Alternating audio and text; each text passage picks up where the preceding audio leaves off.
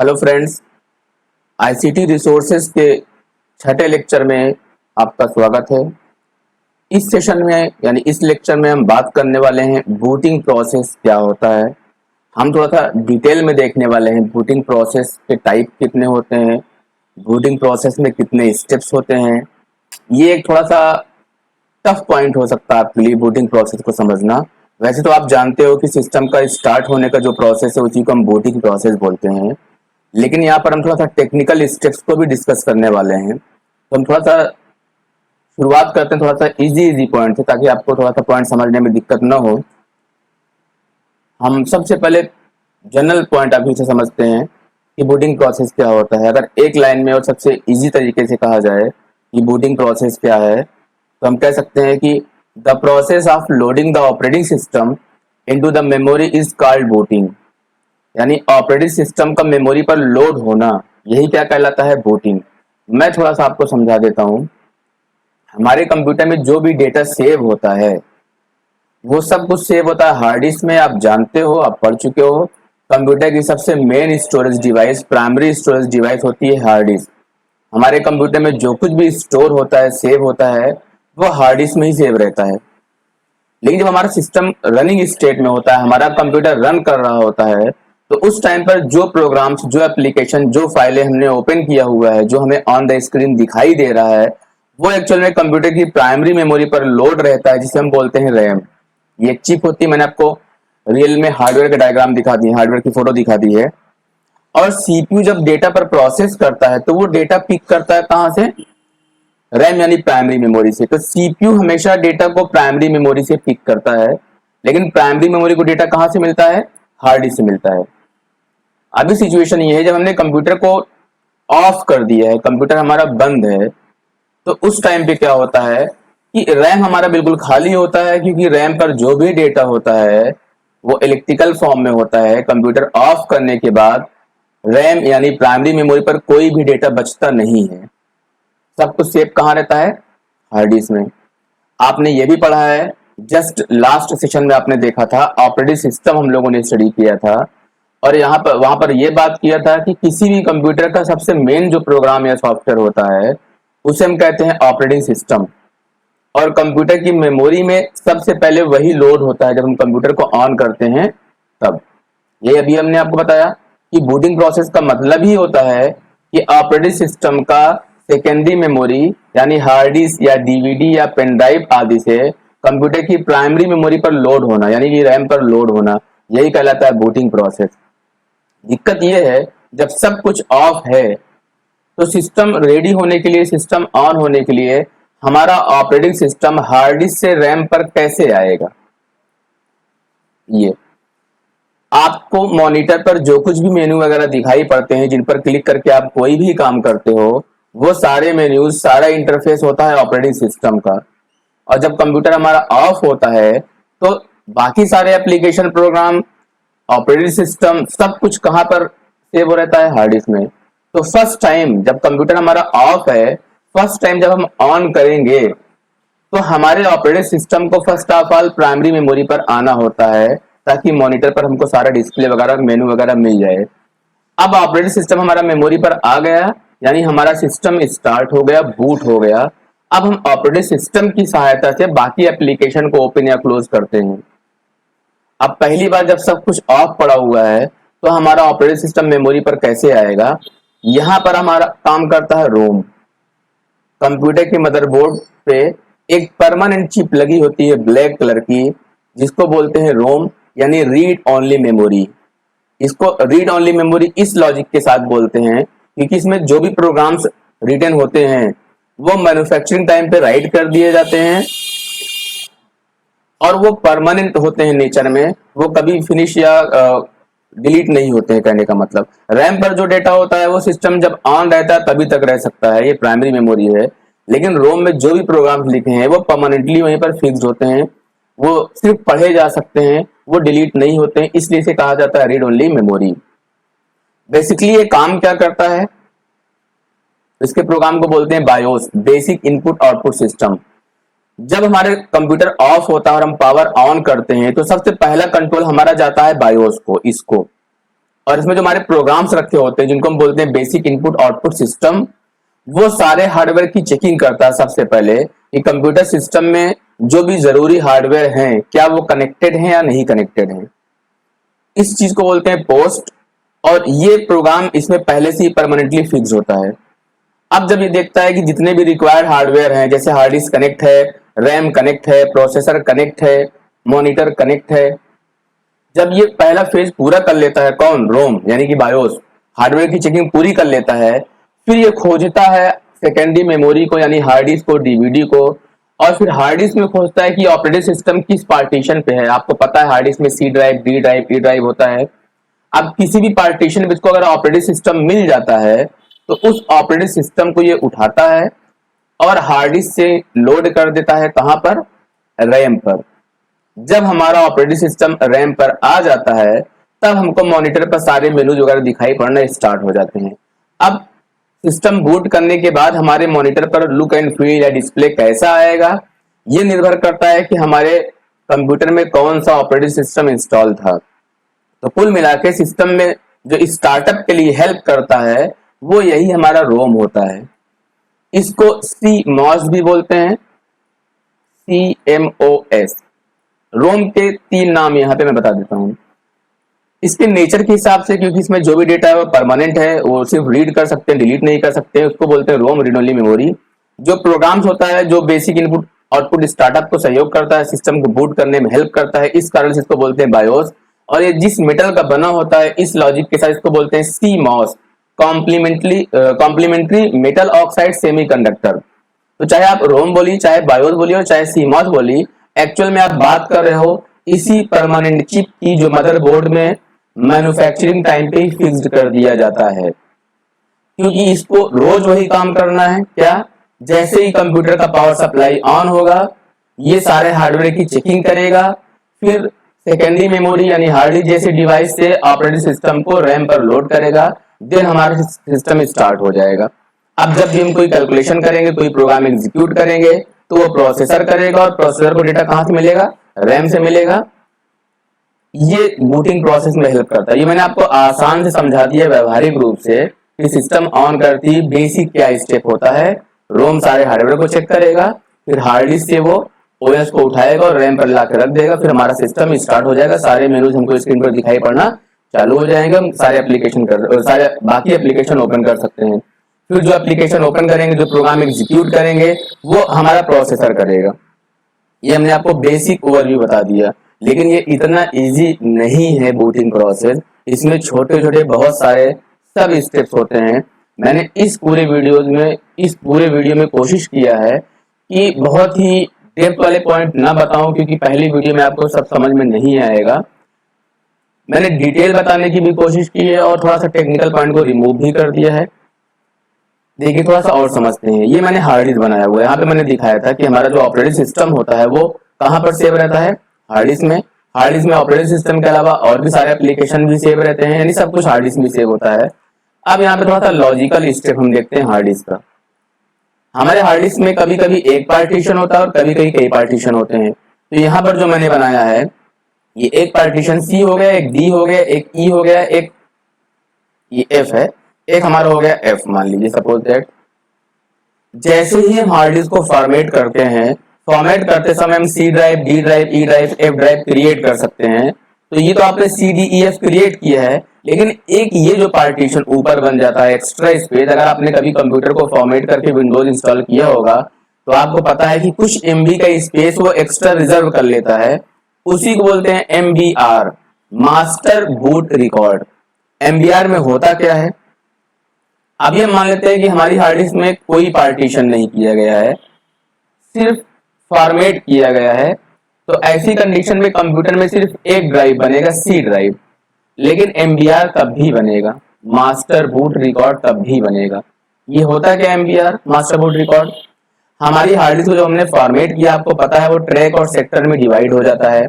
कितने ट्रैक है, कितने सेक्टर है, कौन सी फाइलें कहां पर सेव हो रही है, विंडोज लोड है, लाइनक्स लोड है, ये सब कुछ MBR पे रहता है। ये इतना रिजर्व स्पेस होता है, इसमें हार्ड डिस्क का पूरा डिटेल रखता है ये कंप्यूटर हमारा। यहाँ यूजर नहीं आ सकता। जब आप माई कंप्यूटर पे जाओगे तो ये पोर्शन आपको दिखाई नहीं पड़ता, आपको CDEF दिखेगा, लेकिन MBR आपको दिखाई नहीं देता है। ये तो मैंने सिंगल पार्टीशन की बात किया। अब अगर हमारी हार्ड डिस्क में कई पार्टीशन है, जैसे यहाँ C ड्राइव है, D ड्राइव है, E ड्राइव है, F ड्राइव है, ठीक है, तो MBR पार्टीशन टेबल का रिकॉर्ड भी रखता है। पार्टीशन टेबल का मतलब C ड्राइव कितने मेगाबाइट या जीबी का है, D ड्राइव कितने मेगाबाइट या जीबी का है, E ड्राइव कितने मेगाबाइट या जीबी का है, यानी हमारी हार्ड डिस्क में कितने लॉजिकल पार्टीशन है उनका ब्यौरा रखता है MBR।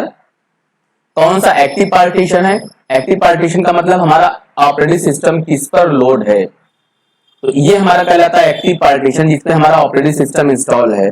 और हर पार्टीशन में एक हमारा होता है वॉल्यूम बूट रिकॉर्ड, यहाँ पे मैंने शॉर्ट लिख दिया बूट रिकॉर्ड। तो यहाँ पर इस डायग्राम में हमने दिखाया है कि 4 पार्टीशन है, जिसमें हमारा ऑपरेटिंग सिस्टम पहले वाले पार्टीशन पर इंस्टॉल्ड है, उसको हम बोलते हैं एक्टिव पार्टीशन। तो पहले जब बूट हमारा होगा, यहाँ पे मैंने दिखाया, जो रोम हमारा पोस्ट प्रोसेस चलाएगा, उसके बाद जब हार्ड डिस्क में जाएगा, तो हार्ड डिस्क में कंट्रोल हमारा सबसे पहले जाता है MBR पर, मास्टर बूट रिकॉर्ड पर, जहां पर उसको ये पता चलता है कि हार्ड डिस्क में एक ही पार्टीशन है या कई पार्टीशन है। अगर कई पार्टीशन है तो हमारा एक्टिव पार्टीशन कौन सा है, यानी OS कहाँ है। अब जब OS वाले पार्टीशन पे जाएगा तो उसका अपना वॉल्यूम बूट रिकॉर्ड होता है, जहां पर उस ऑपरेटिंग सिस्टम की सबसे मेन फाइलें और कॉन्फ़िगरेशन फाइलें रखी होती हैं, वो एग्जीक्यूट करेगा। देन स्टेप बाय स्टेप कई प्रोसेस होगा, लास्ट में finally bootstrap loader program की मदद से हमारा ऑपरेटिंग सिस्टम हार्ड डिस्क के इस पार्टीशन से मेमोरी पर ही इंस्टॉल हो जाएगा। ये तो मैंने आपको तब बताया जब हमारे हार्ड डिस्क में पार्टीशन तो कई हैं, लेकिन ऑपरेटिंग सिस्टम सिर्फ एक है, ठीक है। अब हम वो केस समझते हैं जब हमारी हार्ड डिस्क में कई पार्टीशन है। आप देखिए यहाँ पर, आप समझदार हो, इसको आप F ही मानो फिलहाल, तो आप समझदार हो, ठीक है। आप देखिए यहाँ पर, ये तो हमने जैसे हार्ड डिस्क को फॉर्मेट किया तो एक हमारा MBR बन गया मास्टर बूट रिकॉर्ड, जहां पर पार्टीशन टेबल का पूरा डिटेल है कि एक हमारा पार्टीशन C है, एक D है, एक E है और एक F है। यहाँ पर हमारा मल्टी बूट सिस्टम है। आप देखिए मैंने लिखा हुआ है, यहाँ पर C वाले पार्टीशन में विंडोज 10 इंस्टॉल किया गया है और D वाले पार्टीशन में लाइनक्स इंस्टॉल किया गया है। यानी यहाँ पर हमारे हार्ड डिस्क में 2 ऑपरेटिंग सिस्टम है। तो जब हमारा रोम पहले पोस्ट प्रोसेस चलाएगा, सारे हार्डवेयर की चेकिंग करेगा, सब कुछ ओके होगा, तो वो कंट्रोल भेज देगा हार्ड डिस्क को। हार्ड डिस्क में पहले कंट्रोल आएगा मास्टर बूट रिकॉर्ड पे, जहां पर ये पता चलेगा कि हमारी हार्ड डिस्क में 4 पार्टीशन है और C पर हमारा विंडोज 10 है और D पर हमारा लाइनक्स है। अब मास्टर बूट रिकॉर्ड क्या करेगा, इन दोनों ऑपरेटिंग सिस्टम की लिस्ट प्रोवाइड कर देगा। आपके सामने लिस्ट आएगी जहां पर एक में लिखा होगा विंडोज 10, एक में लिखा होगा लाइनक्स। आप जिस पर कर्सर ले जाके एंटर करोगे, अब आपका कंट्रोल आ जाएगा उसी पार्टीशन पे। जैसे आपने एंटर कर दिया लाइनक्स पे, तो आपका कर्सर कहां आ जाएगा, कंट्रोल लाइनक्स पे आ जाएगा। और लाइनक्स का जो वॉल्यूम बूट रिकॉर्ड है, पहले कंट्रोल वहां जाएगा। यानी हर पार्टीशन में जहां पर ऑपरेटिंग सिस्टम है, उसका अपना वॉल्यूम बूट रिकॉर्ड होता है। यानी लाइनक्स ऑपरेटिंग सिस्टम की जो मेन फाइलें हैं जिससे हमारा कंप्यूटर स्टार्ट होगा।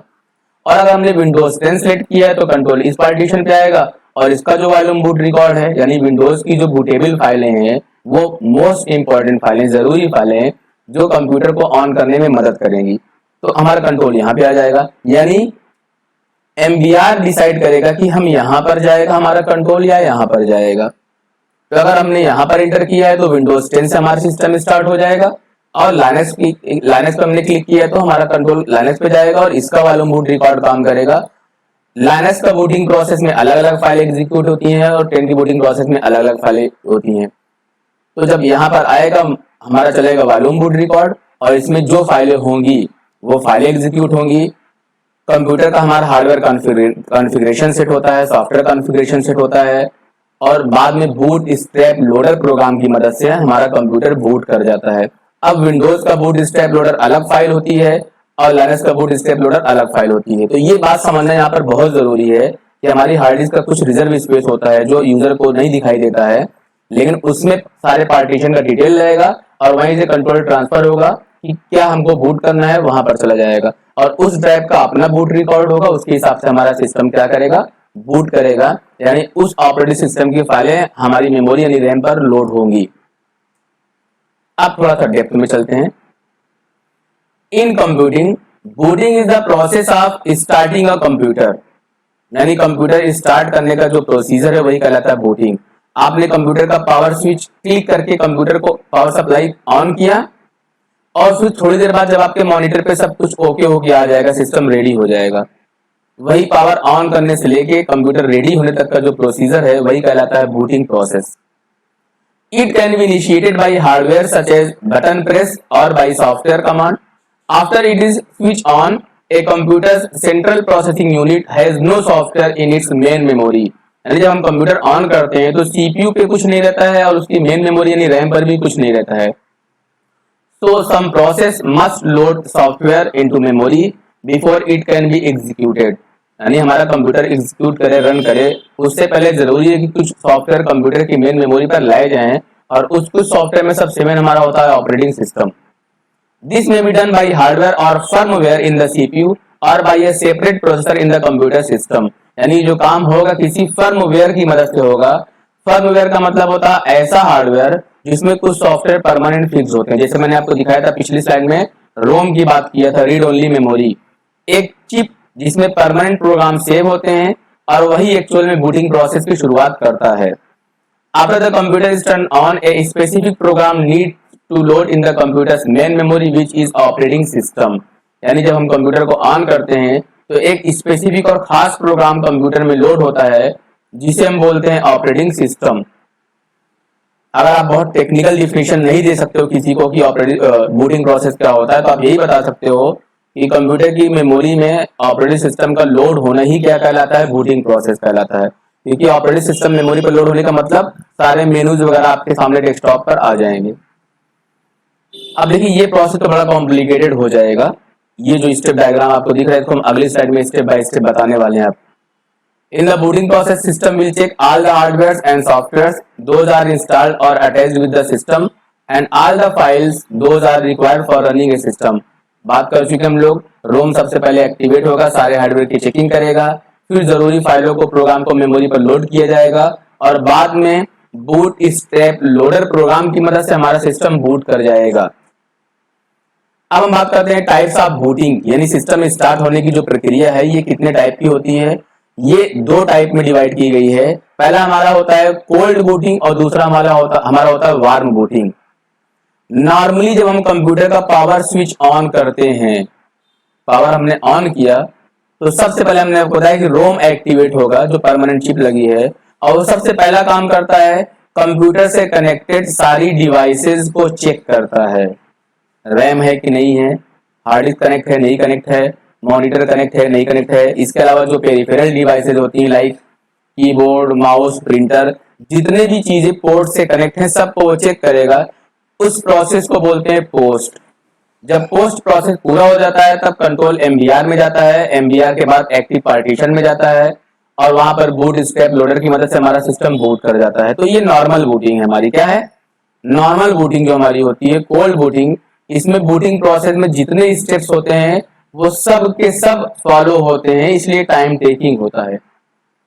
और कभी कभी क्या होता है हमारा सिस्टम वर्क करते करते हैंग कर जाता है, कोई रिस्पॉन्स नहीं करता है, तो हम कंप्यूटर में देखिए जो हमारा सिस्टम यूनिट होता है, पावर स्विच के अगल बगल नीचे ऊपर कहीं पर भी एक छोटी बटन होती है जिसको बोलते हैं रीसेट बटन।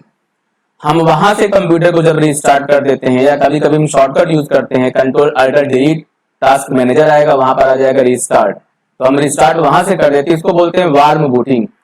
ध्यान रखिए कोल्ड बूटिंग में हमारा पावर सप्लाई ऑफ से ऑन होता है और इनिशियल स्टेज से हमारा बूटिंग प्रोसेस चलता है, सारे के सारे स्टेप वहां पर फॉलो होते हैं। लेकिन वार्म बूटिंग हम तब करते हैं जब हमारा सिस्टम एक बार ऑन हो चुका है और जब रीसेट बटन प्रेस करेंगे तो कंप्यूटर की पावर सप्लाई ऑफ नहीं होती है। ध्यान दीजिए वार्म बूटिंग तभी पॉसिबल है जब हमारा सिस्टम एक बार बूट हो चुका है, कंप्यूटर की पावर सप्लाई ऑन है।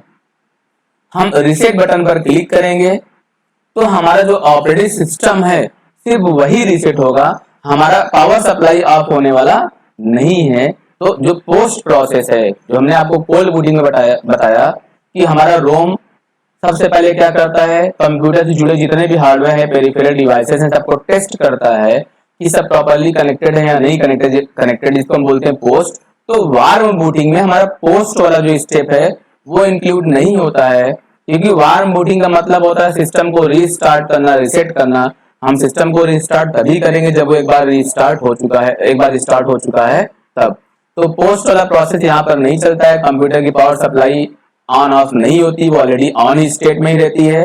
सिर्फ हमारा ऑपरेटिंग सिस्टम रिफ्रेश हो जाता है, रीस्टार्ट हो जाता है, तो ये हमारा कहलाता है वार्म बूटिंग। तो कोल्ड बूटिंग का मतलब नॉर्मल बूटिंग और वार्म बूटिंग का मतलब होता है रीबूट या रीस्टार्ट करना कंप्यूटर को, जहां पर हमारा सिर्फ ऑपरेटिंग सिस्टम ही रीस्टार्ट होता है, पावर सप्लाई ऑन ऑफ नहीं होती। ये फास्ट होता है थोड़ा, क्योंकि पोस्ट वाला स्टेप यहाँ पर इंक्लूड नहीं होता है। ये हमारा मेन पॉइंट है बूटिंग प्रोसेस का, समझिए फिर हम अगले स्लाइड में डिटेल समझते हैं। जैसे हमने कंप्यूटर का पावर ऑन किया, देखिए स्टेप बाय स्टेप समझने की कोशिश करिए, कुछ हद तक आपको समझ में आएगा। हमने कंप्यूटर का पावर ऑन किया, ये हमारा पहला स्टेज हो गया। तो क्या चलेगा, हमारा बायोस यानी रोम स्टार्ट होगा और वो सारे हार्डवेयर की चेकिंग करेगा, जिसको हम बोलते हैं पोस्ट।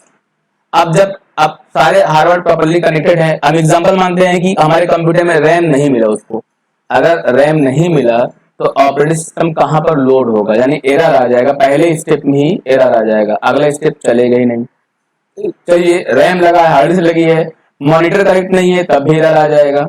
यानी जो सबसे पहला स्टेप हमारा होता है, जो बायोस के द्वारा होता है, रोम के द्वारा होता है, वो सारे हार्डवेयर की चेकिंग करेगा, यानी पोस्ट प्रोसेस चलेगा, और जब सब कुछ प्रॉपर्ली कनेक्टेड होगा तब वो जाएगा दूसरे स्टेप पर। मैंने आपको बताया था अभी कि हमारी हार्ड डिस्क में कंट्रोल चला जाएगा, जहां पर जाएगा MBR पर, मास्टर बूट रिकॉर्ड, जहां पर हमारी हार्ड डिस्क में अगर एक ही पार्टीशन है तो उस पार्टीशन पे कंट्रोल चला जाएगा, अगर कई पार्टीशन है तो जिस पार्टीशन को हम सिलेक्ट करेंगे, यानी ऑपरेटिंग सिस्टम कौन सा सिलेक्ट करेंगे, और जनरली हमारे कंप्यूटर सिस्टम में पार्टीशन तो कई होते हैं लेकिन ऑपरेटिंग सिस्टम एक ही लोड होता है, और जिस पार्टीशन पर हमारा ऑपरेटिंग सिस्टम लोड होता है उसी पार्टीशन को हम बोलते हैं एक्टिव पार्टीशन। क्या बोलते हैं, एक्टिव पार्टीशन।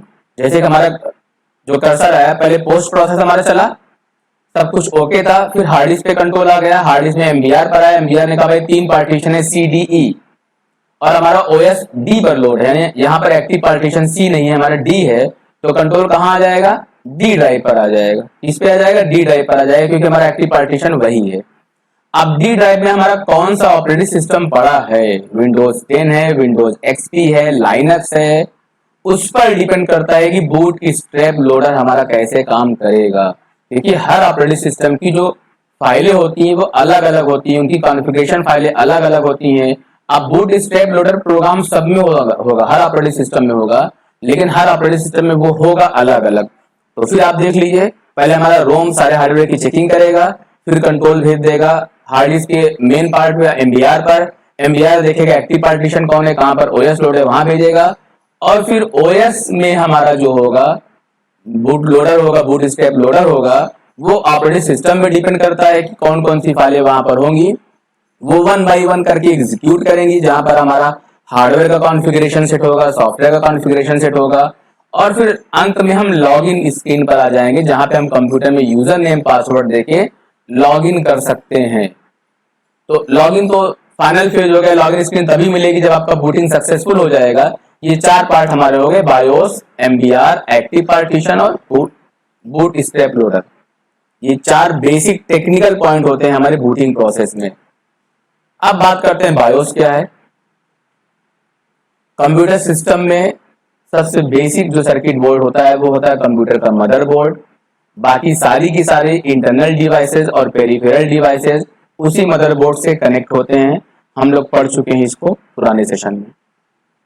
उसी मदरबोर्ड पे एक परमानेंट ब्लैक कलर की चिप लगी होती है, जिसको हम लोग रोम भी बोलते हैं, उसी को बायोस भी बोलते हैं, उसी को सीमॉस भी बोलते हैं। उस चिप के अंदर परमानेंट प्रोग्राम इंस्टॉल होता है, क्योंकि जब हमारा कंप्यूटर ऑफ है तो रैम पर कोई भी डेटा नहीं है, कंप्यूटर को फर्स्ट टाइम स्टार्ट करने की जिम्मेदारी होती है रोम की यानी बायोस की, और उसको वही काम रोज करना है, तो उसमें परमानेंट प्रोग्राम को राइट कर दिया गया है मैन्युफैक्चरिंग टाइम पे ही। वो प्रोग्राम को हम चेंज भी नहीं कर सकते हैं जनरली, इसलिए इसको बोलते हैं रोम। ये बिल्कुल वैसे ही है जैसे हमारी कार ऑफ स्टेट में खड़ी हुई है, उसके इंजन में हमें स्टार्टिंग देनी है, तो हम सेल्फ बटन दबा के इंजन में फायरिंग करेंगे तो हमारा इंजन स्टार्ट हो जाएगा। अब इंजन स्टार्ट हो गया, अब उस सेल्फ बटन का कोई काम नहीं है। इसी तरीके से बाइक हमारी ऑफ स्टेज में खड़ी हुई है, हम बाइक पे किक मारेंगे तो इंजन में इग्निशन स्टार्ट हो जाएगा। अब बाइक स्टार्ट हो गई, अब हमारे किक का कोई काम नहीं है। लेकिन फर्स्ट टाइम बाइक स्टार्ट होने के लिए किक मारना जरूरी है। तो यही काम हमारा करता है बायोस। इसमें परमानेंट प्रोग्राम स्टोर होता है मैन्युफैक्चरिंग टाइम पे ही। सबसे पहले हमारा कंट्रोल यहीं पर आता है पावर ऑन करने के बाद, और ये सारे हार्डवेयर की चेकिंग करता है, जिसको हम बोलते हैं पोस्ट प्रोसेस। क्या बोलते हैं? Post process. यानी जैसे हमने पावर सप्लाई ऑन किया, कंट्रोल गया हमारा रोम के पास यानी बायोस के पास, वो एक एक करके पहले जो जरूरी कंपोनेंट है जिसमें हमारा आता है रैम यानी प्राइमरी मेमोरी, हार्ड डिस्क यानी secondary memory, micro processor CPU जो होता है, इनको चेक करेगा। फिर जो पेरिफेरल डिवाइसेज हैं जिसमें हमारा सबसे मेन आता है मॉनिटर। अगर मॉनिटर का केबल भी कनेक्ट नहीं है तब भी आपका जो पोस्ट प्रोसेस है ये फेलियर माना जाएगा, यानी वो बोलेगा कि मेन हार्डवेयर क्या है, मिसिंग है। कुछ ऐसे हार्डवेयर जो अगर नहीं कनेक्टेड हैं, जैसे प्रिंटर नहीं कनेक्टेड है कोई इश्यू नहीं है, पेन ड्राइव नहीं कनेक्टेड है कोई इश्यू नहीं है, स्पीकर नहीं कनेक्टेड है कोई इश्यू नहीं है, लेकिन रैम ही ना मिले उसे, हार्ड डिस्क ही ना मिले। अगर हार्ड डिस्क नहीं है तो उसको ओएस कहां से मिलेगा, उसको मॉनिटर ही नहीं मिलेगा, वीजीए कार्ड ही नहीं मिलेगा, तो डिस्प्ले कहां पर करेगा। तो रैम हो गया हमारा, हार्ड डिस्क हो गया, प्रोसेसर हो गया और मॉनिटर हो गया, इनका रहना बिल्कुल जरूरी है, एसेंशियल है। तो पोस्ट प्रोसेस में यही चेक होता है। और आप अब गौर करोगे, कभी जब सिस्टम स्टार्ट करोगे, पावर ऑन करोगे, तो ब्लैक एंड व्हाइट स्क्रीन पर लिख के आता भी रहता है कि क्या क्या हार्डवेयर उसको मिल रहा है, उसका कॉन्फ़िगरेशन क्या है। तो इस सब को चेक करेगा, और जो हार्डवेयर मिस करेंगे उनका एरर मैसेज भी देगा कि ये पार्टिकुलर हार्डवेयर मिसिंग है, पार्टिकुलर हार्डवेयर नहीं है। और जब पोस्ट प्रोसेस हमारा सक्सेसफुल हो जाएगा, यानी जितने भी जरूरी हार्डवेयर है वो कनेक्टेड हैं, अब हम आते हैं जो हमारा कंट्रोल है वो हम हैंड ऑफ कर देते हैं किसको, कंप्यूटर को, हार्ड डिस्क को। यानी हमारा जो बायोस है, बायोस ने अपना काम कर लिया, उसने पोस्ट प्रोसेस यानी पावर ऑन सेल्फ टेस्ट के माध्यम से चेक कर लिया कि सारे जरूरी हार्डवेयर कनेक्टेड हैं। अब वो कंट्रोल दे देता है किसको, कंप्यूटर सिस्टम को, कंप्यूटर हार्डवेयर को, जिसमें हमारा कंट्रोल सबसे पहले जाएगा हार्ड डिस्क को। और हार्ड डिस्क में हमारा सबसे पहले चेक होगा बूट डिवाइस। क्या? Boot device. ऐसा भी हो सकता है कि हमारे कंप्यूटर में उस समय हार्ड डिस्क भी लगी हो, पेन ड्राइव भी लगा हो, डीवीडी भी लगा हो। तो जब हमारा बायोस यानी रोम कंट्रोल देगा कि इसको, कंप्यूटर सिस्टम को, सेकेंडरी मेमोरी पे कंट्रोल जाएगा, तो ये कैसे डिसाइड होगा कि हार्ड डिस्क पे जाए पहले, या डीवीडी पे जाए, या पेन ड्राइव पे जाए। ये कॉन्फ़िगरेशन पहले से ही सेट रहता है। और जब हमारा ये चलता है पोस्ट प्रोसीजर, वहां पर बायोस सेटिंग का भी ऑप्शन आता है, वो हर कंप्यूटर में अलग अलग आता है। नीचे लिख के आता है सिस्टम ऑन करते ही press del to enter setup, press F2 to enter setup. तो वहां पर जाके आप सेट कर सकते हो कि जब हमारा पोस्ट प्रोसेस सक्सेसफुल हो जाएगा, अब हम जब मेमोरी पर जाएंगे तो पहले हम हार्ड डिस्क के पास जाएंगे, या पहले डीवीडी के पास जाएंगे, या पहले हम पेन ड्राइव के पास जाएंगे। तो ये बूट डिवाइस सिलेक्शन जो हमने करके रखा हुआ, हमारा कंट्रोल पहले वहीं पे जाएगा। और F9 प्रेस करके, मैक्सिमम बोर्ड में F9 प्रेस करके हम उस समय भी सेट कर सकते हैं कि हम बूट कहां से करना चाहते हैं, हार्ड डिस्क से, डीवीडी से, या पेन ड्राइव से। वो हमारे ऊपर डिपेंड करता है। हम बूट डिवाइस सेलेक्ट कर लेंगे, तो अभी मैंने आपको बताया था हम आते हैं मास्टर बूट रिकॉर्ड पर। जैसे हमारी हार्ड डिस्क है, उस हार्ड डिस्क में हमने 4 पार्टीशन किया है, CDEF। उसके अलावा हार्ड डिस्क में एक रिजर्व पार्टीशन होता है जहां पर यूजर का कंट्रोल नहीं होता है, वो यूजर को दिखाई भी नहीं पड़ता हमारे कंप्यूटर में, कहता है master boot record. Master boot record में पार्टीशन टेबल होती है जो ये मेंटेन करके रखता है कि हमारी हार्ड डिस्क में कितने पार्टीशन हैं। इस समय हमारी हार्ड डिस्क में 4 पार्टीशन दिखाई पड़ रहे हैं, पार्टीशन 1, पार्टीशन 2, पार्टीशन 3, पार्टीशन 4। तो MBR में ये सारा डिटेल रहता है। पार्टीशन टेबल में पार्टीशन टेबल का डिटेल है कि कौन सा पार्टीशन कितने जीबी का है, कौन सा डेटा कहां पर सेव है, ये पूरा सेव रहता है। तो मास्टर बूट रिकॉर्ड में हमारा कंट्रोल जाएगा एक्टिव पार्टीशन में, जहां पर हमारा ऑपरेटिंग सिस्टम लोड होगा। और ऑपरेटिंग सिस्टम जब उसको मिल जाएगा तो ऑपरेटिंग सिस्टम में हमारा आता है बूट स्ट्रैप लोडर प्रोग्राम। यानी पहले हम मास्टर बूट रिकॉर्ड पे कंट्रोल जाएगा, मास्टर बूट रिकॉर्ड पे चेक करेगा भाई एक्टिव पार्टीशन कौन है। एक्टिव पार्टीशन में यहाँ पे क्या है, जैसे मान लेते हैं कि यहाँ पर 2 ऑपरेटिंग सिस्टम हमारे हैं, सपोज दैट आमतौर पर एक ही होता है, लेकिन हम मान लेते हैं कि यहाँ पर हमारा विंडोज है पार्टीशन 1 में, और यहाँ पे दूसरे में हमारा लाइनक्स है। अब यहाँ पे एक्टिव पार्टीशन की बात खत्म होगी, 2 एक्टिव पार्टीशन हमारे पास हो गए, विंडोज और लाइनक्स वाले। तो यहाँ पर केस क्या होगा, सिस्टम बूटिंग के समय हमारे सामने लिस्ट आ जाएगी, एक विंडोज लिखा होगा, एक लाइनक्स लिखा होगा। अब जिस पे जाके हम एंटर करेंगे वही हमारा बूट करना स्टार्ट हो जाएगा। और जिस ऑपरेटिंग सिस्टम को हम बूट कर रहे हैं उस ऑपरेटिंग सिस्टम का स्पेशली अलग से प्रोग्राम होता है बूटस्ट्रैप लोडर, यानी बूटस्ट्रैप लोडर होगा सब में, ठीक है, लेकिन वो विंडोज एक्सपी का अलग होगा, विंडोज 10 का अलग होगा, लाइनक्स का अलग होगा। तो पार्टीशन टेबल पे हम आए और वहां पे हमारा ओएस मिलेगा जिसमें बूटस्ट्रैप लोडर का प्रोग्राम मिलेगा जो वन बाय वन बहुत सारी जरूरी फाइलों को एग्जीक्यूट करेगा और उसी हिसाब से सारे हार्डवेयर की सेटिंग करेगा और सारे सॉफ्टवेयर की सेटिंग करेगा। इसी में मीन वाले एक ऑप्शन आता है बूट सिग्नेचर। बूट सिग्नेचर एक ऐसा प्रोसेस होता है जो ये डिसाइड करता है कि भैया हमने जो पार्टीशन सेलेक्ट किया है उसमें बूटेबल प्रोग्राम है भी या नहीं भी है। सपोज दैट अभी मैंने यहां पर दिखाया था कि हम बूट सीक्वेंस सेलेक्ट कर सकते हैं, कि हम डिसाइड कर सकते हैं कि हमको बूट हार्ड डिस्क से करना है या पेन ड्राइव से करना है या डीवीडी से करना है। सपोज दैट हमने सिलेक्ट कर लिया पेन ड्राइव, हमारा कंट्रोल कहां पास हो जाएगा, पेन ड्राइव पे। अब पता ही चलता है कि पेन ड्राइव में सिस्टम को बूट करने के लिए जो ऑपरेटिंग सिस्टम होना चाहिए वो है ही नहीं।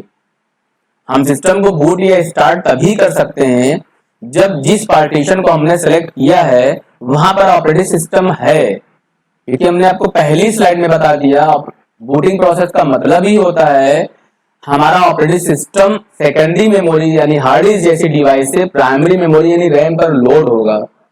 अब एमबीआर के माध्यम से हमने जिस पार्टीशन को सेलेक्ट किया है या जिस ड्राइव को सेलेक्ट किया है उस ड्राइव पर क्या बूटेबल फाइलें हैं, वो फाइलें हैं जो सिस्टम ऑन करने के लिए जरूरी हैं। आप लगा उस पर ऑपरेटिंग सिस्टम ही नहीं है तो बूट सिग्नेचर यहाँ पर फेल हो जाएगा, एरर मैसेज आ जाएगा बूट फेल्योर का या no boot device is available. Suppose that हमने 3 ड्राइव लगाया हुआ है, हार्ड डिस्क लगी हुई है, डीवीडी ड्राइव लगाया हुआ है, पेन ड्राइव लगाया हुआ है। हार्ड डिस्क में हमारे विंडोज है उसको सिलेक्ट करेंगे तब भी बूट कर जाएगा। मान लेते हैं डीवीडी में हमने विंडोज 10 का इंस्टॉलर लगाया हुआ है, सिस्टम स्टार्ट नहीं होगा लेकिन विंडोज इंस्टॉल होना चालू हो जाएगा, वो सेट करेंगे तब भी काम चल जाएगा। लेकिन पेन ड्राइव में हमारे कोई विंडोज नहीं, उसमें गाने वगैरह हैं, तो अगर हम पेन ड्राइव को सिलेक्ट कर लेते हैं तो वहां पर नो बूट डिवाइस का ऑप्शन आ जाएगा या बूट फेलियर का ऑप्शन आ जाएगा, यानी जिस ड्राइव को हम सिलेक्ट कर रहे हैं उस ड्राइव पर विंडोज का होना जरूरी है या किसी भी ऑपरेटिंग सिस्टम का होना जरूरी है, वरना बूट सिग्नेचर हमारा अनसक्सेसफुल हो जाएगा और बूट फेलियर का एरर मैसेज आ जाएगा। चलिए हम मान लेते हैं पहले हम एमबीआर पे गए, फिर हम एक्टिव पार्टीशन पे गए, वहां पर हमारा ऑपरेटिंग सिस्टम मिला, ठीक है। अब वहां पर हमारे ऑपरेटिंग सिस्टम का मिलेगा क्या, ऑपरेटिंग सिस्टम का बूट स्ट्रैप लोडर प्रोग्राम। क्या मिलेगा, बूट स्ट्रैप लोडर प्रोग्राम। ये सबसे फाइनल स्टेज हमारा होता है बूटिंग प्रोसेस का। The actual boot loader files on the disk from the final part of the boot loading process. When the people talk about bootloader and boot file, they are often referring to this final critical step of the boot process. ठीक है, अब boot strap loader हमारे operating system का part होता है, ध्यान रखिए ये ना रोम का पार्ट है ना हार्ड डिस्क का पार्ट है। बेसिकली हमने जो पार्टीशन टेबल सिलेक्ट किया है उस पार्टीशन टेबल पे हमारा जो ऑपरेटिंग सिस्टम इंस्टॉल है उसका अपना प्रोग्राम होता है बूट स्ट्रैप लोडर। ये सारे हमको बूटिंग मेनू प्रोवाइड करेगा और लास्ट में हमारे ऑपरेटिंग सिस्टम का जो सबसे मेन पार्ट होता है, मैंने आपको बताया था ऑपरेटिंग सिस्टम में 2 पार्ट होते हैं, कर्नेल जो हार्डवेयर से इंटरेक्ट करता है और शेल जो यूजर से इंटरेक्ट करता है। तो कर्नेल पार्ट हमारा जो होता है जो सारे कंप्यूटर हार्डवेयर के बीच में इंटरेक्शन बनाएगा, सारे हार्डवेयर को एक दूसरे से लॉजिकली कनेक्ट करेगा, जो हार्डवेयर को निर्देश देता है, वो कर्नेल पार्ट हमारा मेमोरी पर लोड होता है और हमारा सिस्टम बिल्कुल रेडी है फाइनल स्टेज में। लेकिन यूजर को जो इंटरेक्शन विंडो प्रोवाइड करता है वो हमारा होता है लॉग इन स्क्रीन। क्या होता है, लॉग इन स्क्रीन।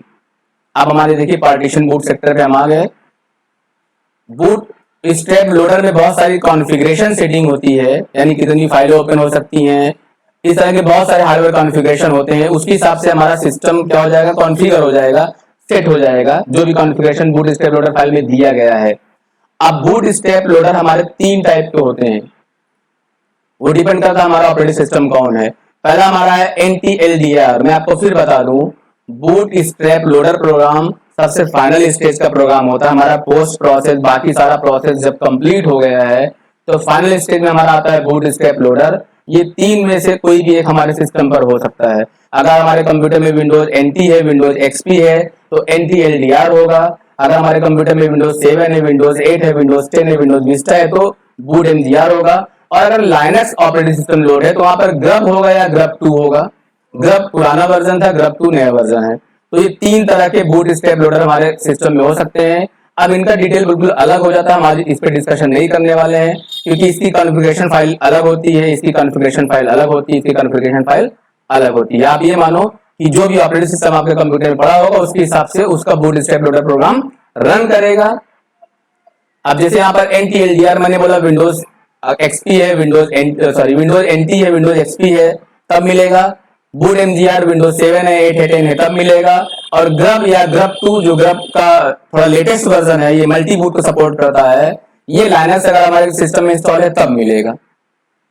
अब थोड़ा सा हम आसान पॉइंट समझ लेते हैं, व्यवहारिक रूप में, बहुत टेक्निकल नहीं चलते हैं।